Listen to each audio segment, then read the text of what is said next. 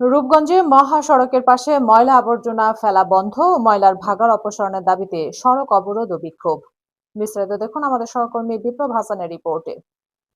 নারায়ণগঞ্জের রূপগঞ্জ ঢাকা সিলেট মহাসড়কের পাশে অপরিকল্পিতভাবে ময়লা আবর্জনা ফেলা বন্ধ ও ময়লার অপসারণের দাবিতে সড়ক অবরোধ ও বিক্ষোভ করেছেন স্থানীয় ক্ষুদ্র বাসিন্দারা। সোমবার সকাল ১১টা থেকে দুপুর ২টা পর্যন্ত উপজেলার তরাবো বিশ্ব রোড এলাকায় এই সড়ক অবরোধ ও বিক্ষোভ কর্মসূচি পালন করেছে এলাকাবাসী। এ সময় বিশ্ব রোড বরাবর সহ আশপাশের এলাকা তীব্র যানজটের সৃষ্টি হয়। সড়ক অবরোধে অংশ নেওয়া ভুক্তভোগী বাসিন্দারা ক্ষোভ প্রকাশ করে বলেন, তারাবো পৌরসভার বিভিন্ন ওয়ার্ডের বর্জ্য ও ময়লা আবর্জনা নিয়মনীতির তোয়াক্কা না করে এই ব্যস্ততম মহাসড়কের পাশে স্তূপ করে রাখা হচ্ছে। দীর্ঘ ৩ বছর ধরে এভাবে বর্জ্য ফেলার কারণে পুরো এলাকায় তীব্র দুর্গন্ধ ছড়িয়ে পড়েছে। এতে বাতাসে রোগ জীবাণু ছড়ানোর পাশাপাশি স্থানীয় বাসিন্দা, পথচারী এবং স্কুল কলেজগামী শিক্ষার্থীদের স্বাস্থ্য মারাত্মক ঝুঁকির মধ্যে পড়েছে। বক্তারা আরও অভিযোগ করেন, বৃষ্টির দিনে ময়লা আবর্জনা ধুয়ে বাড়ি ঘরে চলে আসে। আমরা এখানে ৩ শতাধিক পরিবার এই ময়লার ভাগাড়ের আশেপাশে বসবাস করে আসছি। এ ময়লার গন্ধে আমাদের পরিবারের লোকজনের বিভিন্ন ধরনের রোগে আক্রান্ত হচ্ছে।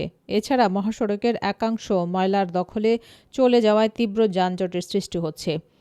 আবাসিক ও ব্যস্ততম বাণিজ্যিক এলাকা থেকে এই ময়লা ভাগাড় অবিলম্বে অপসারণ করে কোনো নির্জন স্থানে পরিবেশ বান্ধব উপায়ে বর্জ্য ব্যবস্থাপনার জন্য তারা সংশ্লিষ্ট পৌর কর্তৃপক্ষ ও প্রশাসনের প্রতি জোর দাবি জানান।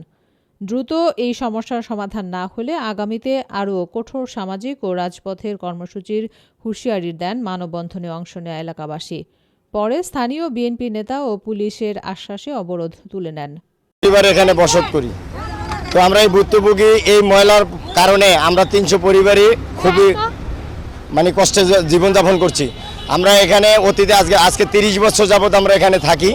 আমাদের প্রতি এই পর্যন্ত কোনো অত্যাচার হয় নাই, কিন্তু এই ২-২.৫ বছর ধরে ৩ বছর ধরে মোটামুটি ময়লা ফালাইয়া আমাদের এখানে বাড়ি ঘর সব মনে করেন একদম ময়লার ভিতরে আমরা বাসি।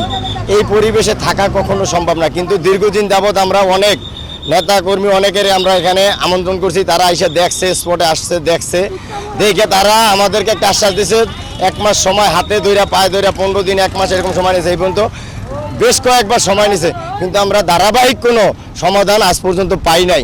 বিধায় আজকে আমরা এই রোড কর্মসূচি নিতে আমরা বাধ্য হয়েছি। এই পর্যন্ত ২.৫ বছর হয়ে গেছে, কোনো ময়লা ফেলানি বন্ধ করতেছে না। আমরা এই ময়লার প্রতিহার চাই, ময়লা ফেলানি বন্ধ চাই। আমরা বুড়া মানুষ সব অসুস্থ হয়ে পড়তেছি।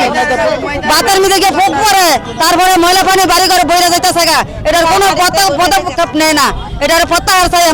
এই গন্ধের ক্ষেত্রে বাচ্চা কারণে ঠিক যাচ্ছে না। গরিব মানুষ আমার টাকা পয়সা কাটলে আমরা যাইতে পারি না কোরআন লইয়া। আমরা কেমনে খাবো এই ময়লা দেওয়া? ডাক্তার কথা দেখা নাই যে আমরা করে খাবো।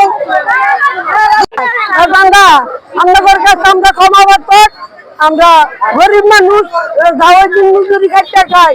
আমরা খাওয়ার মতন আমার কোনো সম্ভব না। রান্না রোজ আমরা দিলে দয়া না করে আমার আর কিছু করার না, তাহলে আমরা একবার হয়ে গেলাম।